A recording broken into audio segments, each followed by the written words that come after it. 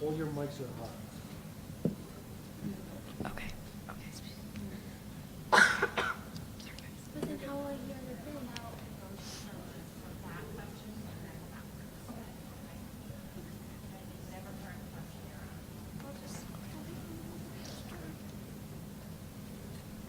I'll be on. Yeah. Oh, yeah. Hmm? Actually, I don't know what the sleep will work. Which is so I want to open the chat. So you can do it. I was thinking, okay, I was about to say, like, huh? Sorry. You good, Austin? This one first. I don't know. Is she first?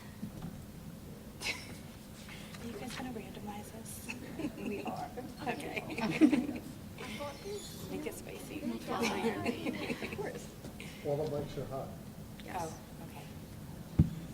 Are they hot? They're not hot. Oh, okay. Okay.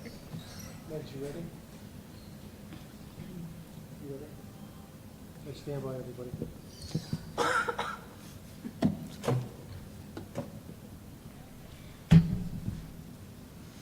Hello and good evening. Welcome to the very first, hopefully annual, Meet the Board of Education Candidates Night. My name is Fatima Chowdhury, and I am the president of the Hudson High School Student Council. I am joined this evening by Katie Antonelli, our vice president, and Thomas Orbinski, the second vice president. And then keeping time for us this evening is the class of 2026 representative, Labona Prova, and the class of 2027 representative, Liba Liton. So, this evening, we welcome 5 candidates to this event hosted by the Hudson High Student Council. We welcome Michaela McClinton, Amanda Grubler, Daryl Banks, Celia Graham, Matthew Mackerer.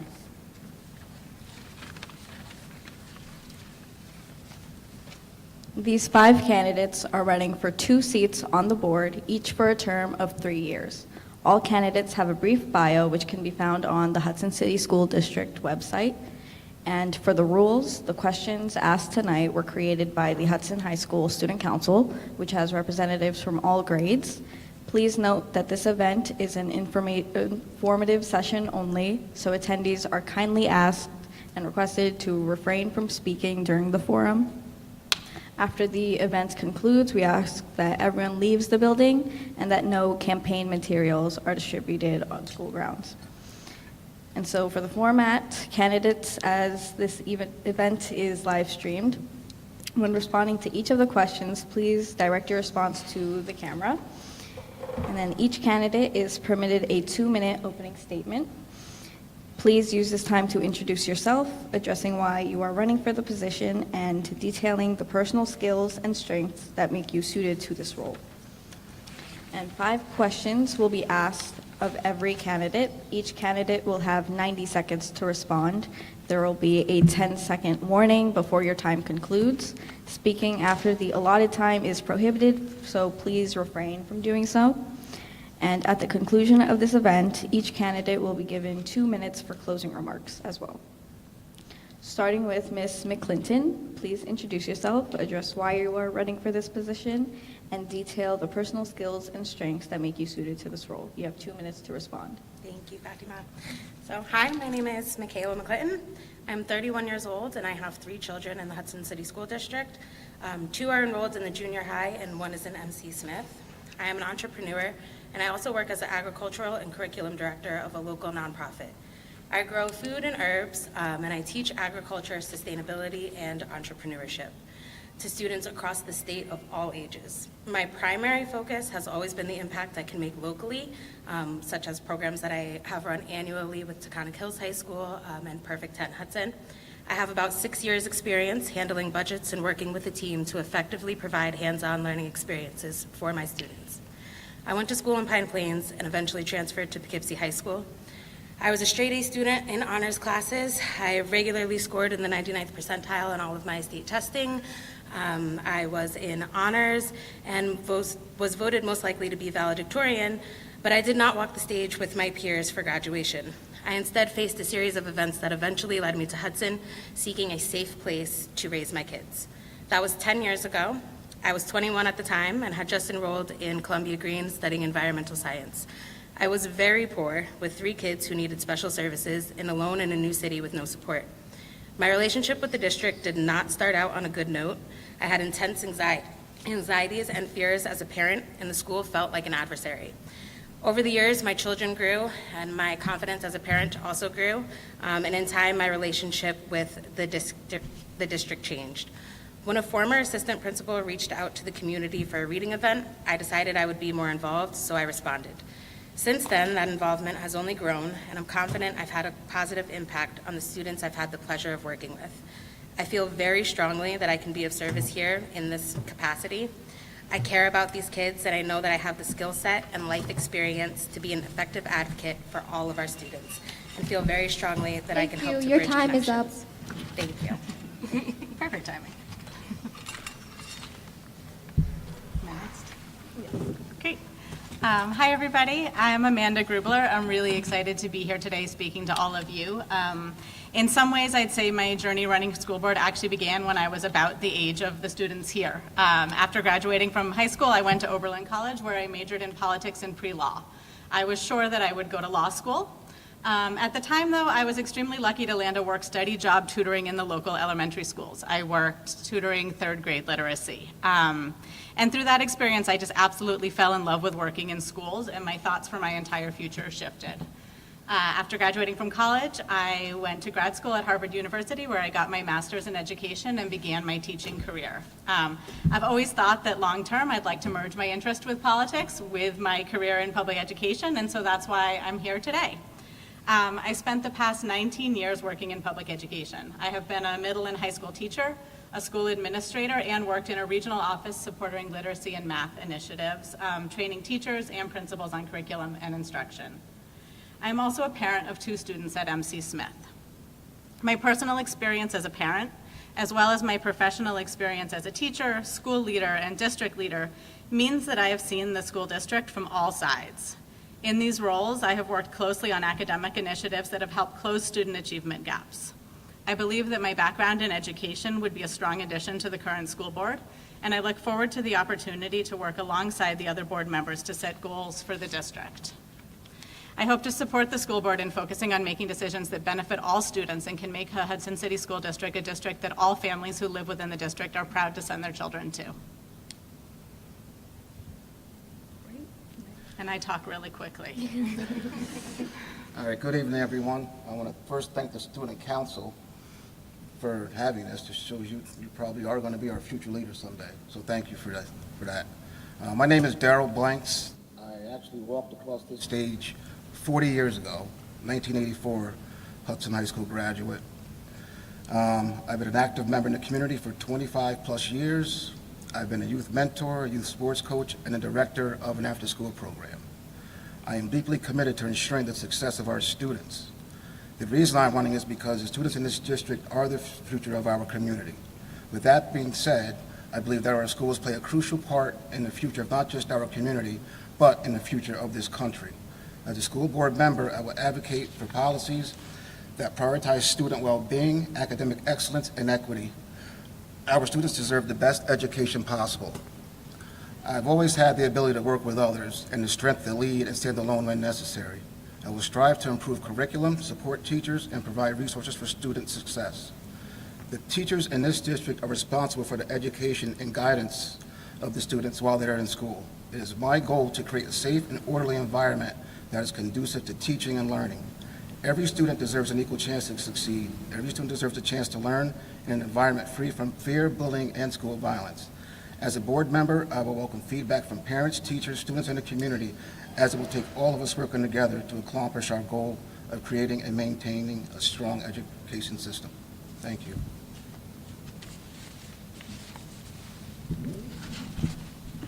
Good afternoon. Thank you, students, for taking the time to bring agency to the school district. My name is Celia Graham. I'm a current school board member, Board of Education member, and my reelection is really based in my loyalty and commitment to the district. I moved here in 1994 from Brooklyn with my family. Prior to that, I'd been coming to this area probably since the age of 5. So I already knew that this area was an area that I wanted to be in. I liked the ecosystem that was here, a lot of small town, home-friendly feelings. Being in the district as a student for me was always a challenge. I was used to a lot bigger things coming from Brooklyn, but I kind of muddled along. I raised 7 kids in this district. I have 4 graduated, 1 graduating this year, and I have 1 in middle school and 1 in MC Smith. Being on the school board for me had come in and out of my life over several years. People asking me to join, me not thinking it was time, me looking at the district and not really being happy with it, me homeschooling multiple times because I just wasn't satisfied. So I decided instead of complaining, which is easy, instead of judging, which is easy also, I would do something about it. I would join. I would take up the helm. I would try, and I did. So when I started, it was right after COVID. We were ushering out a superintendent of over 10 plus years and an administrator, and we were bringing in a new one. It was challenging. There were a lot of challenges. There were a lot of nuance, a lot of new things happening. In that time frame, I have ushered in a 0% budget for the last year. We brought in a contract for the teachers, aides, janitors, because those were 3 years out. I brought in duties. We brought in duties for teachers to make the hallways more safe for all the students. So my platform is really about loyalty, commitment to the brand, and making sure my kids are safe here as well as yours. Thank you. I'm Matt Mackerer. I'm a certified public accountant. 19 years ago, I joined my first board. And in that time, I have served affordable housing, childcare, education. I feel service to our communities is a responsibility for all of us. I have committed myself to providing what skills I can, when I can, to the communities that I've lived in. I have spent the majority of my life living and working in this district.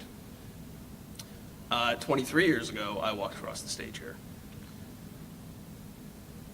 To me, Hudson is home. It feels like home. And I feel ownership and a commitment to all of the students in this district. The success of each and every student is paramount. Providing the opportunity is the responsibility of everyone associated with the school. As an accountant, accountability is important to me. I feel that there's accountability and responsibilities throughout the district. Teachers to principals, principals to superintendents, superintendents to the Board of Education. And the Board of Education is accountable to the voters. So now we have an opportunity for an election for you to choose the people that are going to guide the district to the next moments. I think I can help provide experience in governance, accountability, finance.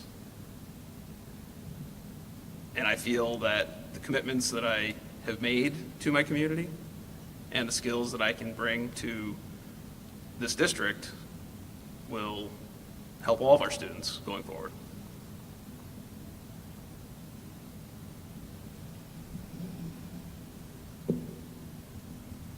Our first question, as potential board members of this district, how do you plan on being actively engaged in the school community, starting with Ms.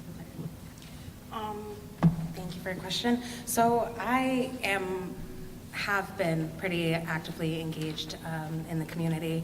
I attend MC Smith annually for Earth Day. I've been trying for some years now to get agriculture into the buildings. And because my children are enrolled here, I am always present in both buildings just about every day. Actually, I just left today from the Hudson Community Cleanup Day. My involvement with the community does not start or stop with the school district. I have friends and support and really have built what feels like family here. So I am invested to the city of Hudson and to all of the students. Really, I've seen some of these kids since they were in JLE, and watch them come up and grow into the high school. And I hate to say that some of that transition has made me sad to see. I've seen a lot of kids kind of lose their spark. And just on a one-to-one, everyday, daily dealing with people, just being a member of the community, I try my best to uplift young people and neighbors and anybody who needs it to really strive to bring us all up in whatever capacity I can, whether that's on the board or just out in my daily life.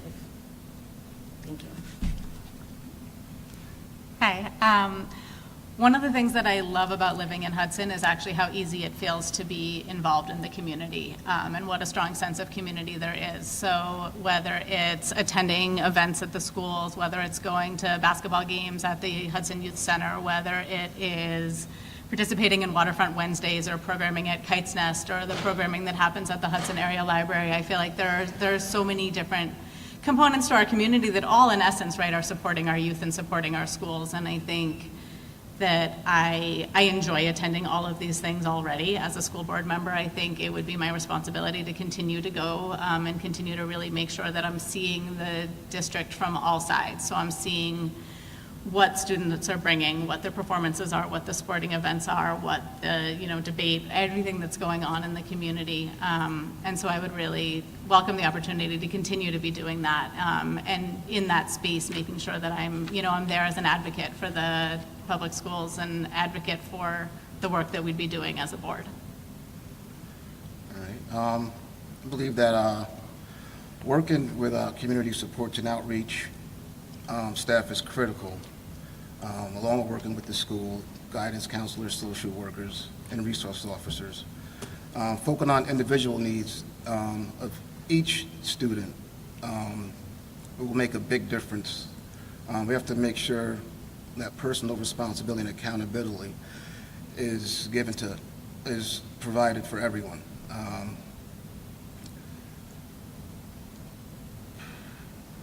Let's see, the school needs to directly address out in the community problems that are existing in school with the staff, with the social workers and resource officers. That way we can narrow down and help students not only in school but out of school.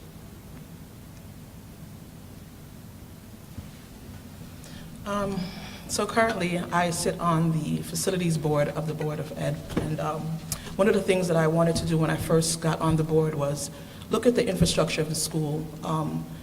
When I was coming to school here, there was a lot of things that I wondered about, and I wondered how come they hadn't changed, how come it still looked the same. From 1994 to now, there was so many things that hadn't changed.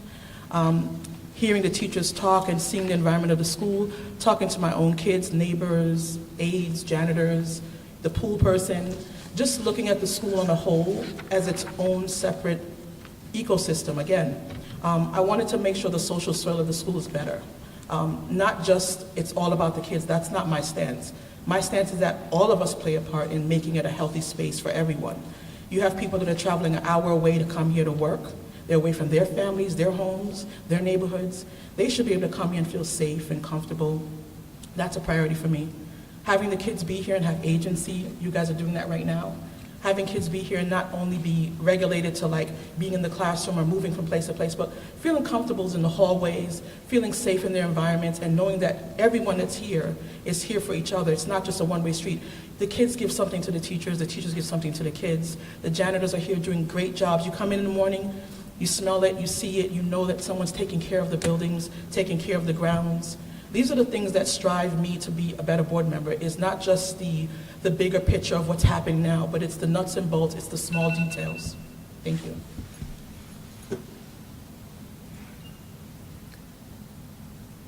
Opportunities abound to participate in this school community. I was excited to attend the 13th Annual Book Festival, filled with students of all ages, getting to meet writers and learn and understand, more about something that's interesting them. I'm excited that Monday I'm going to be chaperoning a field trip at Lindenwold. And if you have a Parent Square account, I think you hear about opportunities and activities going on in the district all the time. Whether it's supporting the athletics, whether it's participating in the club events, I think it's important to keep a pulse on what's going on with the students, with the parents, with the teachers, the administrators. In addition to the broader community, I think it's important for everybody to understand the commitments of the board members. 2 board meetings a month, a lot of information to go through. There are packets that are delivered or delivered electronically now, and you need to stay up on everything that's going on so that you can stay engaged and participate in the governance of the district.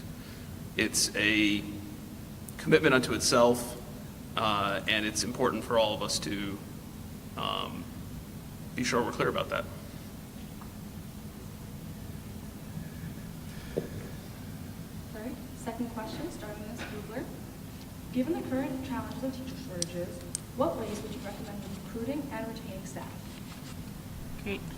I think the first thing that needs to happen there is to hear directly from the teachers about what they need to want to stay in the district and what actually creates a healthy working environment. I think, if you scroll through Instagram or social media during Teacher Appreciation Month, you see a lot of jokes about how like that one donut, that one pizza slice does not fix the coverage that happened this year, right? The other things that are going on. And I think the biggest piece is to really hear from teachers and really think about what holistically improves working conditions and makes it a space that people feel proud of.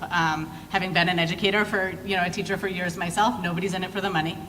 That needs to be fair too, but it's like, what are the working conditions that we need to have to feel proud of our community, to feel valued every day, to feel respected every day when we walk into a building. And I think that those are the really important cruxes of this. So I think the first thing is to really talk to teachers and to really understand more about what's going on, what might be contributing to lower morale currently, what might be going on that's preventing teachers from saying, right? Because that other piece is word of mouth, right? If teachers are really happy to work here, they're going to tell their friends to come work here.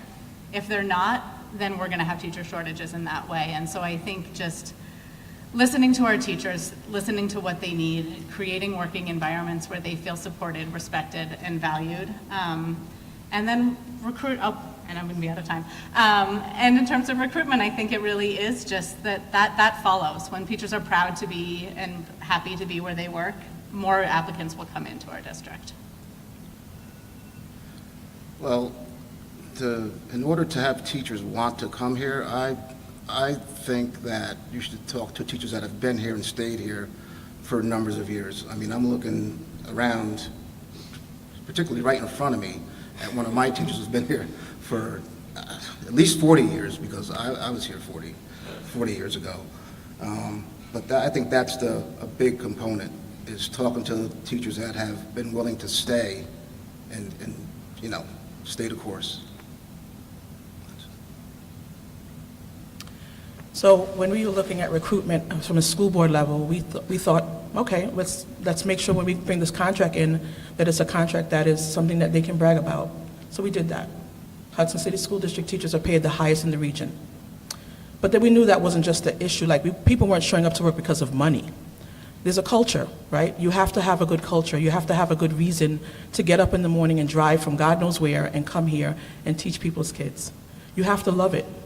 So we thought, okay, let's try to figure out how to bring that in. So we had a grant put in to bring in massage, bring in snacks, bring in treats. But then we knew that also wasn't the fix. So we started to talk to teachers. We started to listen to what they had to say. We do that. The superintendent does that.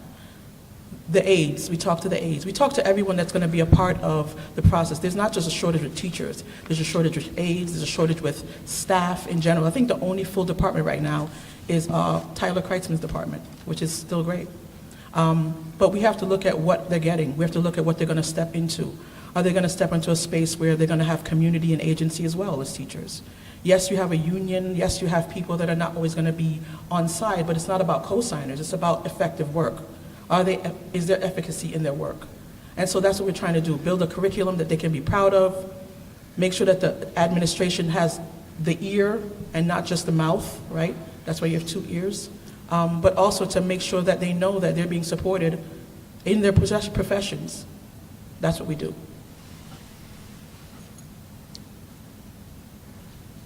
my mother was a teacher in this district.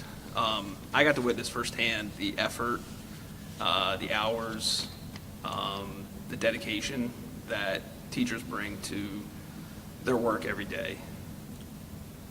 As far as retaining teachers, I think that's number one goal, because as was said before, if the teachers that are here are happy, if they're telling people that this is a good district, if they're in a position to advocate to bring more teachers to the district, that's how we can grow those ranks. It's a matter of commitment, recognition. There's always going to be contractual matters that come around, but making sure that we have a team that is working together, administration, teaching, all the pieces of the school district have to work in the same direction, and we all have to understand the pieces and how they fit to the puzzle. Teachers are an important part. We can't have a school without them, and their hard work is what will translate into results for our kids.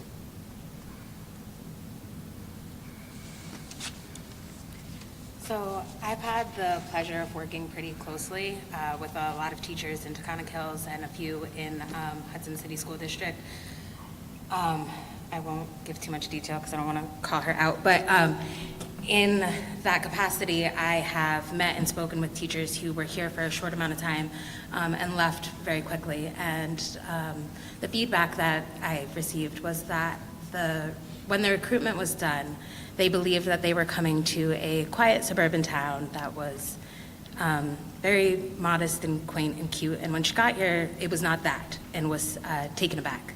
And I think it's important when we are recruiting to let these applicants know that you are coming to a diverse area, and our diversity isn't the same kind of diversity that you might see specifically in the city or in different areas of the country, where we are diverse in a socioeconomic, racially, and as far as occupations, what people have, the type of lifestyles that we have. Hudson itself is a city, but we are surrounded by farms. So we have a very unique kind of diversity that requires somebody who is empathetic and open and willing to learn and willing to hear and recognize that I'm not always right, and everything that I have come from, I may need to learn to be able to pivot. So first of all, I will say that with recruitment. Is that my time? Sorry, I am not a fast speaker. I'm a slow speaker. Our third question, starting with Mr. Blanks. What ideas do you have for providing educational opportunities to students not currently engaged?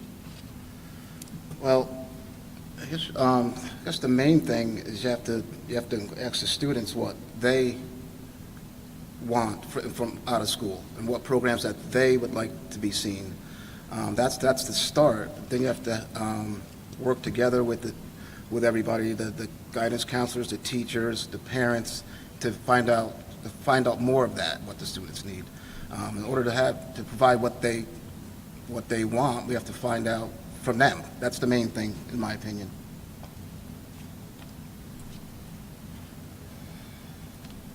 This is going to sound radical, it's going to sound crazy, but when I visit places like Jamaica and Puerto Rico, one thing always stuck out to me was the unity that the students had with each other. And I always try to figure out what that was. And then one day I was in Brooklyn visiting my family, and I saw a public school that had uniforms. And I said, what do you guys think? I asked them, what do you guys think about your uniform? It's easy, it's simple, we like it, it's fine. No one had a negative word. And I thought to myself, if Hudson had to rebrand, in my crazy idea, one of the things would be to do is just take away a layer of the vanity of the haves and the have-nots and put everyone on an equal plane. When you're in this school is a learning environment. And so if everybody's distracted by what you have on or what your shirt says or what you're wearing or what you're not wearing, it takes away from your purpose here. I would want uniforms. I would want clubs that are invested in kids who want the things that they want. One kid was saying they wanted a prayer room. I thought that was a beautiful idea, a non-denominational prayer room. Another kid said that they wanted to have the ability to have a garden.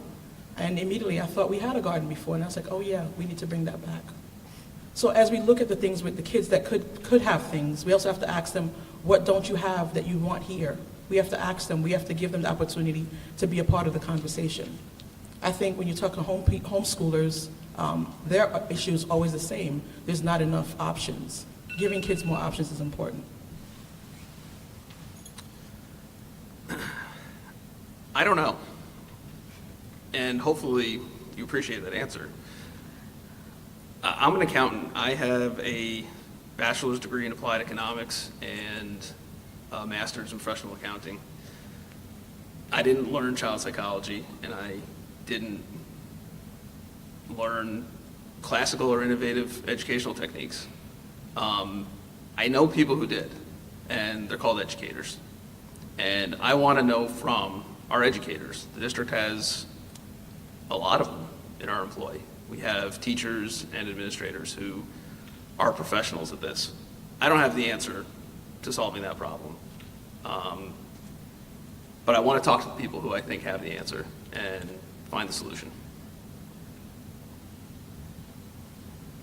Can I ask you to repeat your question? I just want to make sure I answer it Yes, of accurately. course. Thank you. What ideas do you have for providing educational opportunities to students who are not currently engaged? Hands-on activities. I've heard it from the teachers, I've heard it from the students, I've seen it in my own students that we are relying too much on the computers and too much on technology, and everybody's kind of stuck behind a screen, and we've lost that engagement. Will keep saying it because I'm big on agriculture, but we are right here in the middle of Columbia County, and we don't have a school garden. And there are resources available to the district. There are people who are willing in the community who want to help and want to provide these things, oftentimes for free at no cost to the district. And for whatever reason, haven't really been able to make that connection. That was part of the reason I wanted to be on the board, to kind of figure out what was happening there. Why don't we have more hands-on activities? What is the issue with the busing that it is so high to get kids on field trips? And like I said, we are in the middle. We are perfectly geographically located to give our students and our kids so many experiences.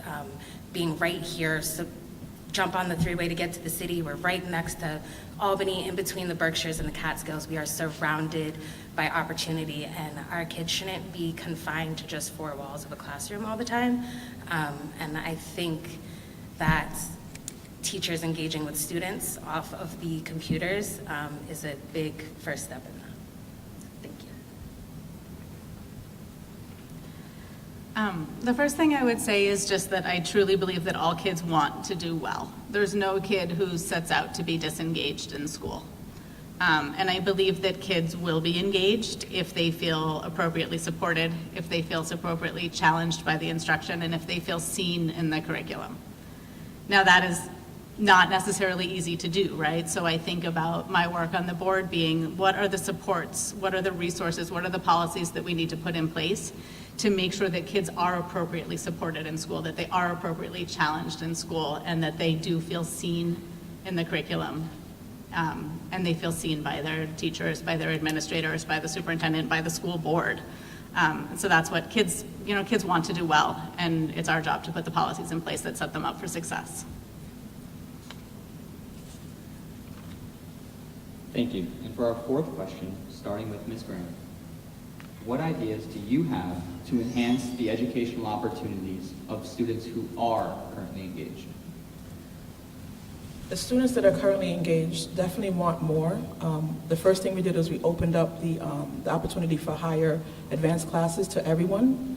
At first, it was some type of a weird rubric that allowed it, if you only had a certain GPA, you were passing so many classes, you could only take higher education classes. And we thought that was unfair. So we made that, we took that away. And it's changed a little bit. But the engagement level of students already here is low because sometimes people get in a rut. Bringing a student advisor to the board meetings allows us to hear what's happening, allows us to hear what's happening and going on, but there still needs to be more work done. I have kids, and when I ask them what they want to do, it's always different, so there's no real right answer, no real quick fix. They're all so unique. This is why DEI is important. the equity that's needed to put in place to give every student the opportunity to find their own path in their own way. The inclusion part is making sure that no matter who you are, you can feel like you're a part of it. So those are the things I plan to do. I plan to support the DEI efforts and to continue to listen to students and even listen to parents, because sometimes students don't really know how to get to the thing, so you have to talk to the parents to get to that thing. Thank you.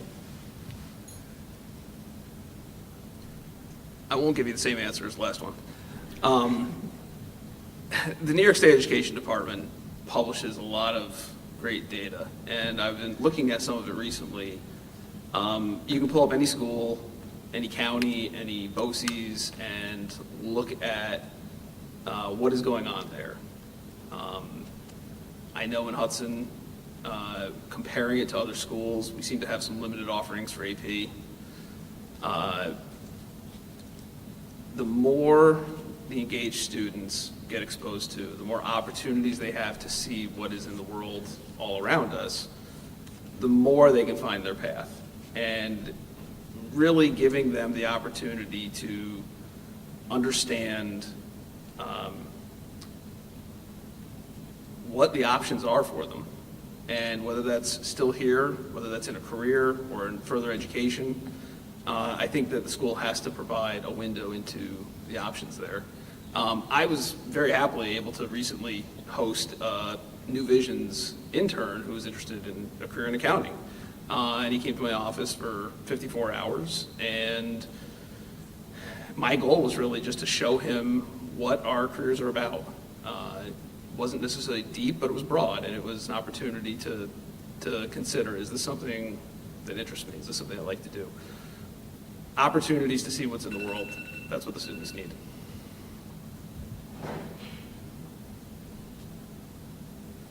So for students who are already engaged, I just want to really highlight too that we shouldn't overlook for students who already have engagement and great academics, the needs for supports and mental health and check-ins. From personal experience, I was a very engaged student with very high grades, and there was no extra involvement or extracurricular clubs or activities to kind of further foster that engagement, and it hit a wall. And then when the emotional and mental health stuff came up, dragged all of the academics away. So I really want to stress that even for students who are engaged, we do still need those spaces and those supports and those check-ins. And I think we should have extracurriculars and clubs that these students are interested in. We're all older than them. We don't get the video game and the YouTube thing, but it is lucrative, right? And I think that there are a lot of students who can lean into that technology, especially if they already are meeting it academically, to really take those careers and those opportunities further. And I think definitely we just have to lead first with empathy and remember that these kids are coming up, right? They're gonna go into this world that we can't predict, and the best thing we can do is get out of their way. Thank you, your time is up. Thank you. I think in some ways this question is like two sides of the same coin to the last one, right? That kids do well when they feel supported and appropriately challenged. And what that support and what that challenge looks like is different for different kids. And we want to make sure that we're providing a comprehensive educational program that meets every kid where they're at and pushes them to do their best. It's fun to be on a panel with so many other people who have great ideas and to get to speak after them, you know, thinking about opportunities for collaboration, for discourse. I heard people talk about like having kids find their voice, thinking about project-based learning, thinking about internships. There's so many things we can do to like layer on that extra personalization for kids. Well, yeah, I think reaching out to people right in this community, there's such a vast number of people with different ideas and different experiences, professionals, you know, cooking and art and music, and there's so much in Hudson in this area. Just reaching out to community right here in this community would be one of the easiest ways to do stuff. And you'd be surprised how many people would want to donate their time, you know, no cost, but we just have to get out there and ask and find out. Thank you. And the last question, starting with Mr. Mackerer. If New York State follows through with the projected reduction in state aid next year, in what areas of the budget should spending be cut? Well, it's going to be difficult choices if that is the case. The magnitude of the cuts that they were talking about this year were millions of dollars. I think it's the simplest thing that can be said is a district is made up of people and buildings, and these buildings are permanent. They're not going anywhere. There's going to be cuts if the state aid doesn't come through. My hope is that we can look at our educational objectives and make sure that we're not hitting any areas too deep. A $2.8 million shortfall, which is what was projected in the budget presentations, is going to mean that there's going to be cuts across the district. So there's no one particular place to say this is what will be cut, but it's going to be a very tough decision if the state follows through on that.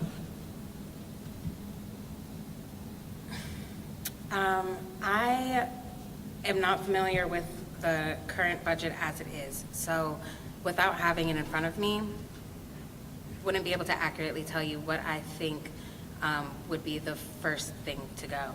I can say I definitely do not think we should cut any funding for aides or for teacher help.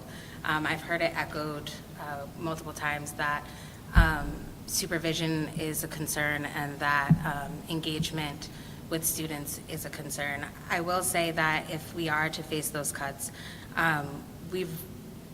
whether or not we face them, have to rely on each other as a community, on all of our strengths. There are great people here already. We already have so much available to us. And I think relying on each other as parents, teachers, faculty, and students alike, that if we were to face millions of dollars of cuts, I'm sure we can I'll come up with creative ways to really rely on each other and still provide an excellent education experience for our students here. These budget cuts make me so mad because I think that we, are barely out of a pandemic that hit our schools, hit our teachers, hit our students so hard. And the idea that the state would be cutting funding to us, like when they should be increasing, the fact that COVID relief funding ended just feels infuriating to me because there's so much help that's still needed across the entire state. I see it in my work currently up in Albany and Troy, like every single day with teacher shortages, with just budget slashing. I think that before I could answer a question about what is cut, I would need to get a deeper dive into what the nuances of the budget are, but I think that there need to be guiding principles around what are our priorities as a district, what are our goals that we have for students in our district, and we need to hold those up and just look at everything in comparison to that. What do our kids need and where can we possibly, shave a little bit here and a little bit there? I know 2.8 million is not a little bit here and a little bit there, but I do think in the grand scheme of things, there's a way to really make sure that we're prioritizing what kids need. Yeah, I would just echo what they're saying. Without having anything to go from, to look at, I mean, it's hard to say you don't want to cut anything, but if you have to, I would have to have something in front of me and try to make sense of it that way. But you just can't allow that to happen. I mean, there's got to be money. There is money being wasted throughout the state in all different other areas. So before it gets to that level, I would hopefully they would look at something else, somewhere else to take money from besides the schools. So when we were looking at losing the foundational aid and we were trying to figure out how to really be creative, the first thing we thought about was our stakeholders. Those places where kids go for support, for extracurricular activities, and how we could support those outside spaces if we had to take away from something. We didn't want to take it from the kids, but we knew that there was a way where we could figure it out. We talked about not replacing some teachers. Now, people don't like to hear that, and it's not that we're against teachers. We need teachers. We can't open the doors without you. But there are teachers that can do 2 subjects. There's shrinking classrooms. 2022, we had 1,600 kids in the district. Now we're at 1,200. So if we hire more teachers and we have smaller classes, what are we doing? We need to figure out how to be savvy and creative. We need to figure out what kids need and take away what they don't need in terms of curriculum, because some things are redundant. All these extra study halls are not necessary. If that means that some kids are getting out early and some are staying longer, that makes sense to me. I was in here one time and there were like 5 kids in a study hall doing nothing. Those kind of things don't make sense to me. Some kids that have 5 study halls in a day. What are you doing in school? So I think there's ways to be creative. There's things to look at. There's scheduling. There's block scheduling. There's a lot of things that we can do to make it so that kids are safe, they're educated, they're supported, and they're also receiving the things that they need from the community at large as well as the district. Okay, thank you. Each candidate will now have 2 minutes to make their closing remarks, starting with Ms. McClellan. Thank you very much. I think all in all, I would be absolutely honored to serve the district on the board. I've heard so many great things from the other candidates, and I know that when I leave here today, I will be asking to stay in touch with all of you so that we can continue our work and to continue working together to really just uplift each other as a community and be the best that we can be. I hope that I've done a fine job at representing myself and all of the skills and my willingness to work hard and to show up for the students and the teachers and the parents. And I do believe that I can help to bridge the connections between teachers and parents and open, or just have an environment, foster an environment for open communication between all of us. Thank you. Thank you so much, all of you, for the opportunity to come speak tonight. I think regardless of the outcome of the election on Tuesday, it's exciting to see so many people come out and run for a local school board, and exciting to see all of you come out on a Thursday night after a long work day to hear about all of us. One of the things that I absolutely love about Hudson is the sense of community here. And I know that working together as parents, teachers, school leaders, a school board, that we'll be able to drive policy decisions that support all the students in the community. I know that there is room for this district to grow.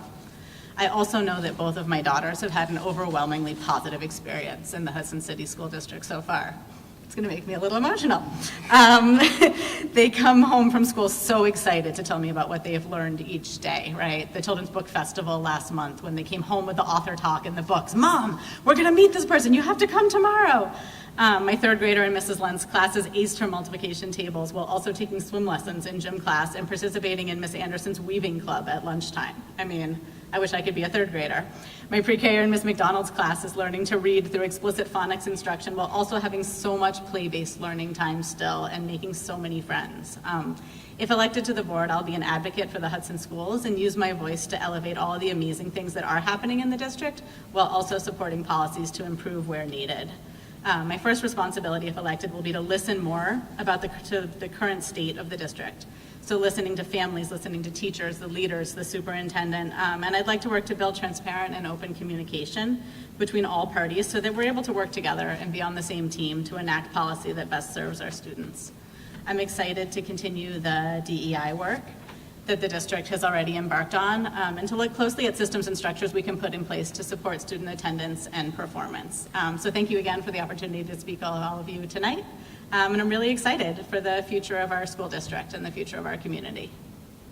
All right, I'm going to be brief. I mean, all the candidates up here, you're not going to go wrong with either one of us. So just get out and vote. You know, we put ourselves out here.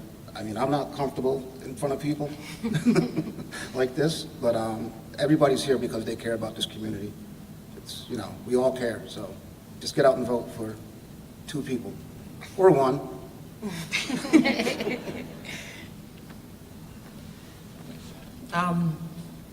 For me, it won't stop with the 21st of May's election. I've been coming to this school as a student, as a parent, as an aunt, as a cousin, as a taxpayer, as someone who's been on many committees throughout the years, listening for superintendent reviews and code of conduct changes, I have been coming to the school a lot longer than I realize. And one of the things I know most is when I walk in the doors, there's smiles, there's people that know you, they know your name, they know your kids. I met an awesome SPED teacher today, and she's like a unicorn. She said she was a unicorn. She teaches like 5 different things, and she just moved here. And I was like, why Hudson? And she's just like, I like it. And I like that. I thought that was great. So for me, yes, get out and vote. Yes, look at the budget. I have 2 homes in the district. I pay a lot of taxes, so I'm not going anywhere. But I know that a lot of parents and a lot of school people and a lot of stakeholders who don't have children sometimes feel that the budget is too high or that the school is not good enough, but it is. It is. When you see retired teachers come back and you see programs still in place that were here when I was here, that's huge. Or when my kids were here, the older ones. So I want you to vote for everyone that you can vote for. But vote. Thank you.